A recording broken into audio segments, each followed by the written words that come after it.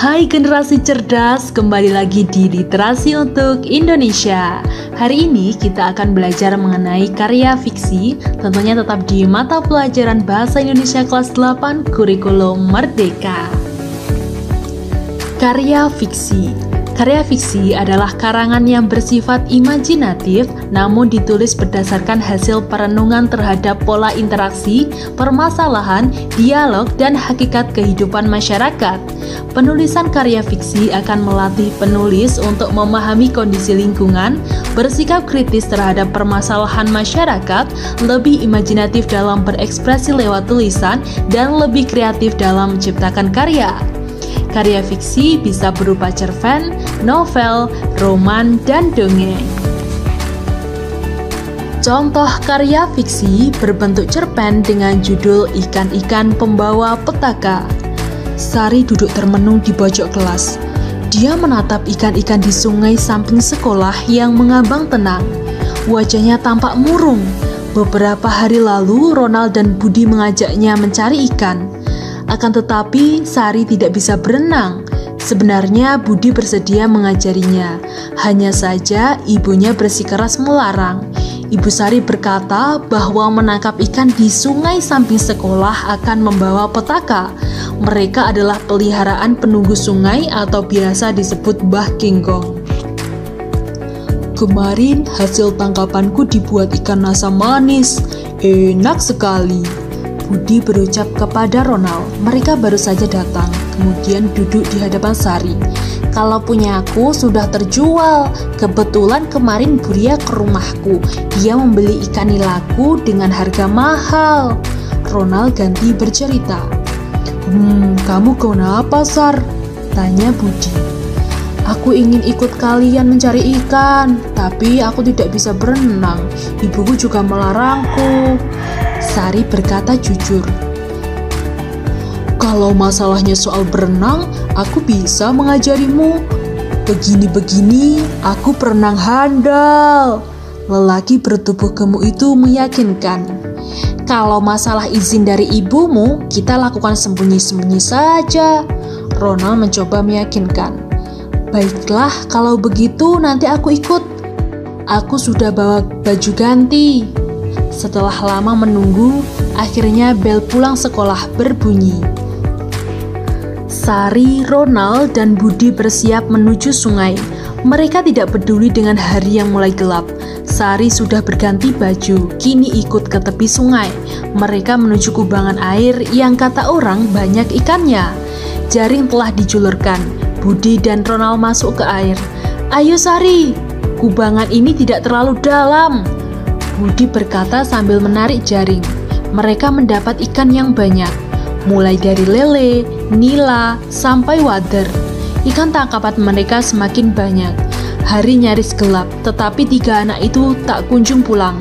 Tiba-tiba Budi terperosok, kakinya kram, ia tidak bisa naik. Jangan bercanda Budi, kamu pandai berenang. Ronald menghampiri Budi, akan tetapi Budi tidak kunjung naik. Budi. Budi benar-benar tenggelam. Ronald berusaha keras mengangkat Budi, akan tapi dia terlalu berat hingga akhirnya terlepas. Budi, teriak Sari. Tolong. Sari meminta bantuan. Warga berdatangan, termasuk Ibu Sari yang mencari anaknya. Mereka menghampiri Budi. Orang-orang berhambur ke air. Mereka mencari Budi. Hanya dalam beberapa detik, Budi telah menghilang. Pikiran Sari kacau. Dia lihat ibunya berdiri dari kejauhan dengan tatapan marah dan mata berkaca-kaca.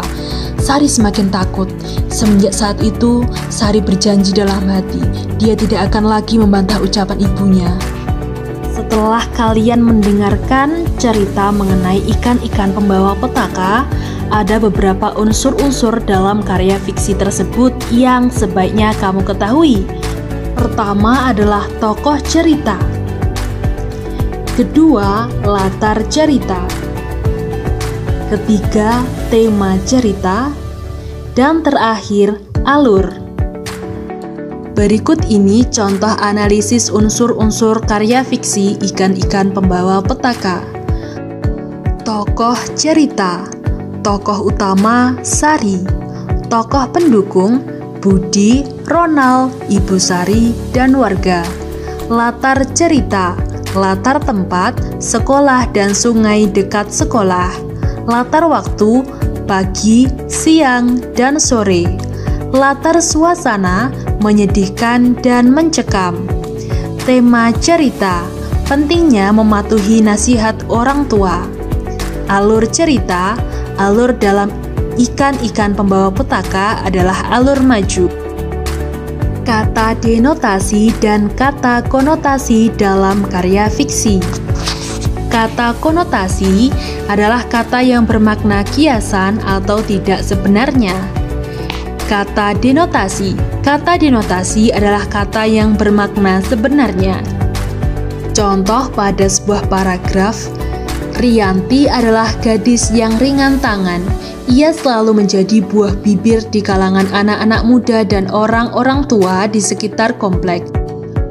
Meskipun keluarganya kaya, ia tidak sombong dan tidak sungkan membagi buah tangan. Dia juga menjadi tangan kanan ayahnya dalam mengelola bisnis keluarga. Buah pikirannya yang bagus selalu bermanfaat dalam mengembangkan bisnis. Contoh kata konotasi yang ditemukan dalam paragraf di atas ialah ringan tangan, buah bibir, buah tangan, tangan kanan, dan buah pikiran. Contoh kata denotasi yang ditemukan dalam paragraf di atas ialah gadis, sombong, dan bisnis. Terakhir, langkah-langkah penulisan resensi karya fiksi. Ada 2 langkah yang bisa kamu lakukan, yaitu pertama, melakukan penilaian unsur-unsur cerita di lembar penilaian. Yang kedua, memasukkan informasi di lembar penilaian ke artikel. Contoh lembar penilaian resensi karya fiksi dapat kamu lihat pada Selandia. Itu tadi materi mengenai karya fiksi. Terima kasih, semoga bermanfaat.